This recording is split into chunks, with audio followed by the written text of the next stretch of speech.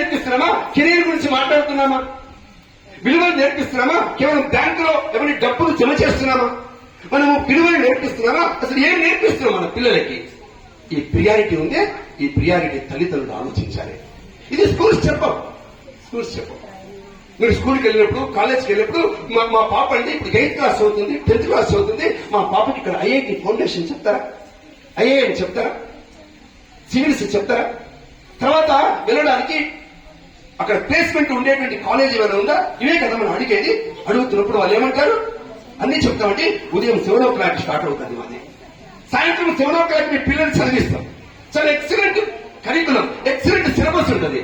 మీరు ఆనందపడతారు. చూసారా, 7 గంటల నుంచి రాత్రి 7 గంటల వరకు మా పిల్లల్ని అద్భుతమైనటువంటి వ్యక్తులుగా తయారు చేస్తారు అని అంటుంటారు. మీరు గట్టిగా అడుగుతారు, అది బాగలేదు అనుకోండి, ఇంకో కాలేజీకి వెళ్తారు. ఆ కాలేజీ విద్యార్థి, ఆ కాలేజీ యాజమాన్యం మిమ్మల్ని అడుగుతుంది. ఏమడుగుతున్నా? ఉదయం 7 to ఈవినింగ్ 7 వరకు నేను పిల్లలకి ఇది సిలబస్, ఫిజిక్స్ ఎట్లా చెప్పాలి, లేకపోతే కెమిస్ట్రీ ఎట్లా చెప్పాలి, పాఠాలు ఎట్లా చెప్పాలో మేము చెప్తాం. అమ్మా, మీ ఇంట్లో పిల్లల్ని ఒక పిల్లవాడుగా, వాల్యూ కలిగిన వ్యక్తిగా పెంచడానికి మీ దగ్గర సిలబస్ ఉందా? మీ పిల్లవాడు మర్యాద నేర్చుకోవడానికి, గౌరవం నేర్చుకోవడానికి, సహనం నేర్చుకోవడానికి, కష్టం వచ్చినా నిలబడడానికి. ఏమండి, నేను ఇందాక చెప్పినటువంటి పిల్లల చేత పదాలు చెప్పించానే, ఈ పదాలు నేర్పించడానికి మీ దగ్గర సిలబస్ ఉందా? ఆ విధంగా ఇళ్ళు సిలబస్ ను కోల్పోతున్నాయి, కరికులాన్ని ఇవ్వట్లేదు పిల్లలకి. ఈ ప్రకృతి గురించి, పర్యావరణం గురించి, మొక్కల గురించి వీటికి పిల్లలకు చెప్పట్లేదు. ఈ దేశంలో ఉండేటువంటి ఇన్ని రకాల జంతువులు, మూగ జంతువుల యొక్క వాటి వెనుకుండే ప్రాణాల గురించి చెప్పట్లేదు. ఇంట్లో ఉండే ముసలి వాళ్ళు, చాతకాని వాళ్ళు, వృద్ధులు మనకు సేవ చేయని విషయం తగ్గట్లేదు.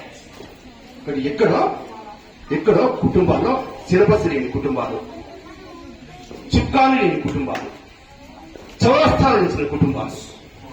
వాళ్ళ సిలబస్ ఎవరండి? వాళ్ళ సిలబస్ సీరియల్స్, వాళ్ళ సిలబస్ జబర్దస్త్, వాళ్ళ యొక్క సీరియల్స్, కార్టూన్స్. వాళ్ళకి సిలబస్ ఏమి లేదు, అది ఊరికి నడుస్తుంది ఇల్లు అంతే. అట్లా నడిపోతుంది ఇల్లు. అందుకే ఈ దేశంలో మీకు తెలిసిన ఇప్పటి వరకు ప్రపంచంలో ఒకే ఒక దేశం, కుటుంబాలు కలిగిన దేశం భారతదేశం. కుటుంబాల్లో ప్రపంచంలో అమెరికాలో తల్లులున్నారు, పిల్లలున్నారు, తండ్రులు లేరు. అమెరికా వాళ్ళు చెప్పారు, మా దేశం ఫాదర్లెస్ నేషన్, తండ్రులు లేని దేశం. కొన్ని తండ్రులు పిల్లలు, తండ్రులు లేరు. ఇంకా 3 దేశాలు ఉన్నాయి.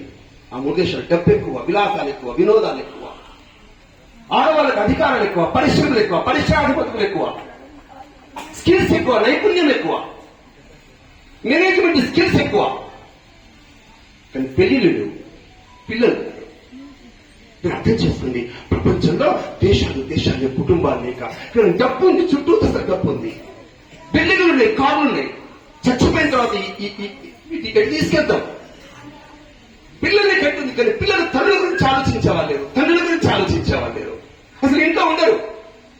అప్పటికి 7 పెళ్లిళ్ళు ఈమెకి అయిపోయినాయి, 6 పెళ్లిళ్ళు ఆయనకి అయిపోయినాయి. ఆ విధంగా మొదటి స్థానం 6 పెళ్లిళ్లకు పుట్టిన పిల్లలంతా ఎట్టిపోయారో తెలియదు. ఏ తల్లిదండ్రులు వచ్చారో, ఏ అత్తమామలు వచ్చారో, అత్తమామలు ఏం తెలియదు వాళ్ళకి. కుటుంబాలే కోల్పోతున్న దిశలో ఇంకా కుటుంబాలు విలువలు, ఇంకా కుటుంబాల ఆత్మీయతలు, అనురాగాలు, కారుణ్యము, ప్రేమలు, ఆత్మీయతలు ఇవన్నీ కూడా కలిగినటువంటి ఇంకొక మిగిలినటువంటి ఒక దేశం ప్రపంచంలో నా భారతదేశం. ప్రపంచంలో వీటిని ఎవరు కాపాడాలి? సీరియల్స్ కాపాడతాయా? కాపాడవు. సినిమాలు జబర్దస్త్ కాపాడతాయా? కాపాడు. అందాల భావన పోటీలు కాపాడతాయా? కాపాడు.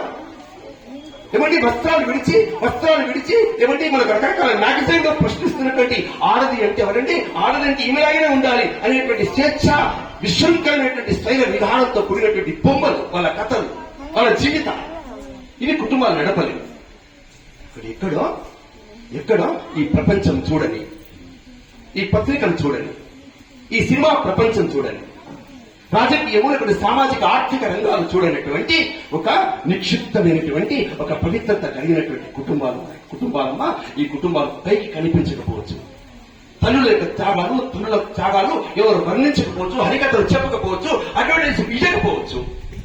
మనం చేస్తున్న పనులు ఉదయం నుంచి సాయంత్రం దాకా పిల్లల కోసం, ఇప్పుడు పిల్లల కోసం చేసి పంపించి పిల్లల కోసం ఎదురు చూస్తున్నటువంటి ఈ లోపల ఉండేటువంటి మానసికమైనటువంటి వేదన, అనుభూతి, క్షోభలు ప్రపంచానికి తెలియకపోవచ్చు.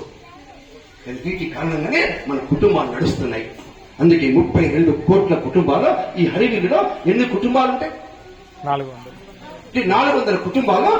ప్రతి కుటుంబము మా కుటుంబాన్ని ఒక ఆదర్శమైన కౌటుంబిక వ్యవస్థగా తీర్చిదిద్దాలి. దానికోసం ప్రయత్నం చేయాలి. ఈరోజు పిల్లల చేత మనం పాఠాలు చదివిద్దాం. ఏమంటే మనం చిన్నగా తెలుగు నెలలు చెప్పమని చెప్పారు. ఎవరు తెలుగు నెలలు చెప్పేవాళ్ళు ఎవరు? తెలుగు నెలలు చైత్రమాసం, వైశాఖం, జ్యేష్టం, తర్వాత ఆషాఢం, శ్రావణం, భాద్రపదం, ఆశ్వీజం, కార్తీకం, మార్గశిరం, పుష్యం, మాఘం. పిల్లలు చెప్పారు. కానీ చైత్రం ఎందుకంటారు? జనవరి ఎందుకన్నారు? చైత్రం ఎందుకు పిలవం? మనం జనవరిని ఎందుకు పిలుస్తాం? ఇది ఎవరు చెప్పాలి? మనం చెప్పాలి. జనవరిని ఎందుకు పెట్టారు? ఇంగ్లీష్ వాళ్ళు ఎందుకు పెట్టారు జనవరి? జానువరు అనేటువంటి జనవరు అనేటువంటి ఒక రోమ దేవత, లేకపోతే గ్రీక్ దేవత పేరు పెట్టుకున్నారు. నేను ఎవరో దేవతల పేర్లు, ఎవరో వ్యక్తుల పేర్లు పెట్టింది కాదు. చైత్రం అంటే ఈ యొక్క ఆకాశంలో 27 నక్షత్రాల్లో ఒక నక్షత్రం పేరు చిత్తా నక్షత్రం. ఆ చిత్తా నక్షత్రం దగ్గర చంద్రుడు వచ్చి ఒక 4 రోజుల పాటు ఉంటాడు. అది చైత్రం. విశాఖ నక్షత్రం దగ్గర 4 రోజులు చంద్రుడు ఉంటాడు. వైశాఖం. 27 నక్షత్రాల్లో చాలా పెద్దదైనటువంటి జ్యేష్ఠ కుమారుడు, జ్యేష్ఠ కుమార్తె అంటుంటానే, అలాంటి జ్యేష్ఠ నక్షత్రం దగ్గర చంద్రుడు ఉంటాడు 4 రోజులు. జ్యేష్ఠ మాసం. మీకు అర్థమవుతుందా? అంటే మన దగ్గర సూర్యుని బట్టి, ఇప్పుడు చంద్రుడిని బట్టి, నక్షత్రాన్ని బట్టి సైంటిఫిక్ హిందుత్వం అంటే, హిందూ సమాజం అంటే మతోన్మాదం కాదు, మూఢనమ్మకం కాదు. మీరు చెప్పేది నమ్మకాలు. వారి పేరు వీడి పేరు పెట్టుకున్నారు. ఏమండి? ఒక నెల నా పేరు పెట్టకూడదండి. నీ పేరే పేరా? నా పేరు కదా. నా పేరే పేరు. నా పేరు జూలియస్ సీజర్. నేను చక్రవర్తిని. నా పేరేంటో జూలై. మన అన్న కొడుకు వచ్చి నా పేరేంటో. నీ పేరే పేరు? నా పేరు ఆగస్ట్. ఏమంటే వాడు జూలై పేరు, ఆగస్టు పేరు, చక్రవర్తుల పేరు బెదిరిస్తే పేర్లు పెట్టుకున్న వాళ్ళు మీరంతా. కానీ బెదిరిస్తే పేర్లు పెట్టుకున్న వాళ్ళు కాదండి. ఈ యొక్క సూర్య చంద్ర గమనాలు, నక్షత్ర గమనాలకు శాస్త్రీయంగా పేర్లు పెట్టినటువంటి దేశం నా భారతదేశం ప్రపంచంలో.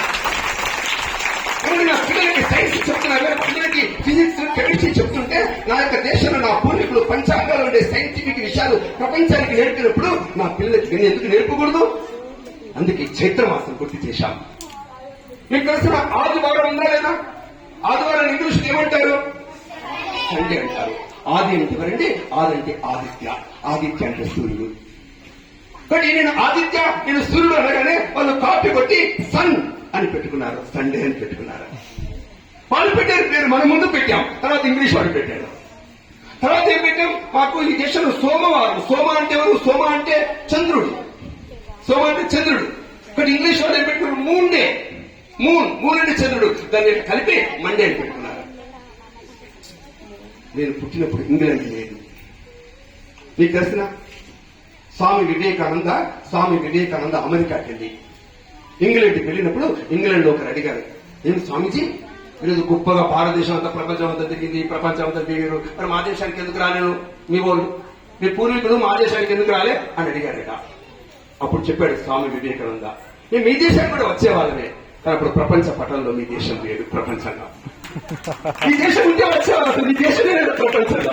కానీ తర్వాత వచ్చిన ఇంగ్లాండ్ నా నుంచి వారాలు నేర్చుకుంది, నా నుంచి నెలలు నేర్చుకుంది, నా నుంచి అవర్స్. ఏమంటే అవర్స్ అంటుంది. అవర్ అంటే గంట.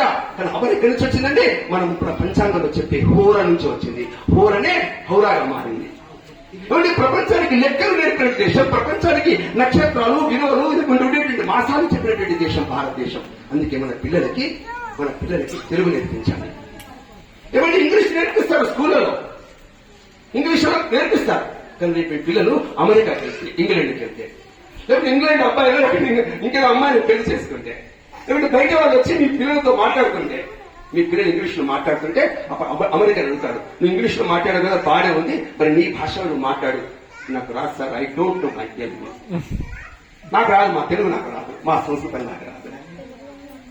కాబట్టి తెలుగు ఎవరి భాష అండి? తెలుగు అమ్మ భాష. తెలుగు ఎవరి భాష? అమ్మ భాష. తెలుగు మా అమ్మ తెలుగు. మా అమ్మని మనం వ్యతిరేకించాలా? మా అమ్మని మనం విసుక్కోవాలా?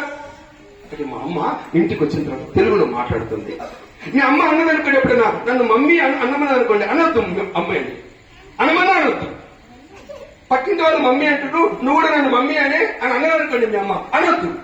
ఎందుకన్నా తెలిసిన, మమ్మీ అంటే శివం, మమ్మీ అంటే దయ్యం, అమ్మ అంటే భోగం. నీకు ఎక్కడ ఈజిప్ట్ అనే దేశంలో మమ్మీలు ఉంటాయి. మమ్మీలు అంటే ఎవరంటే శవాలు.